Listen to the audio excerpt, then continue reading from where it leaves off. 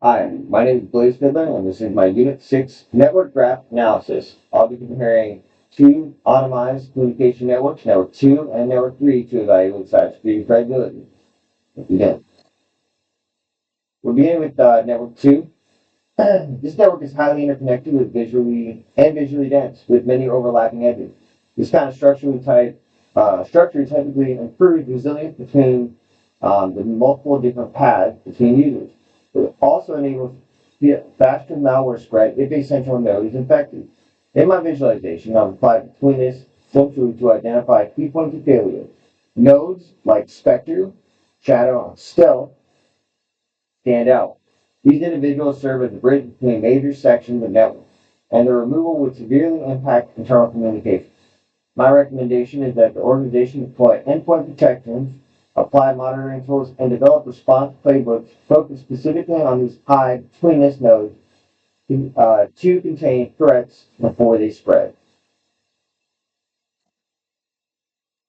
Next is network 3.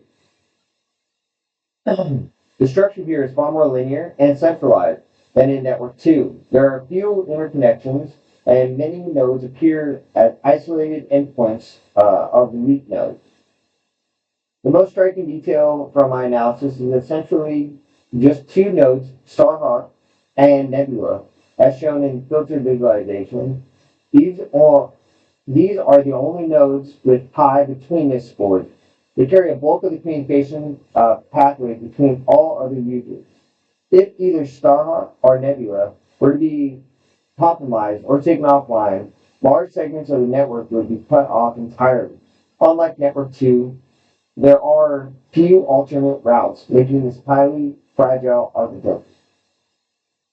In the real world scenario, this kind of design poses significant cybersecurity risk, and I would strongly recommend building in additional connections or redundancies to reduce reliance on just one or two high impact nodes.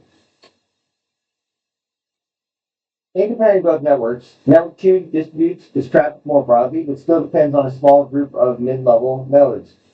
Moderately resilient but requires attention and two key connections like Spectre and Stealth.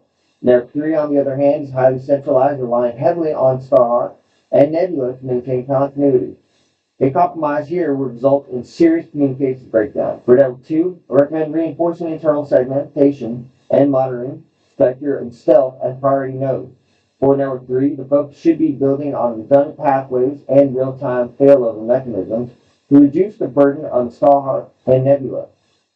Thank you so much for your time and be happy to answer any questions.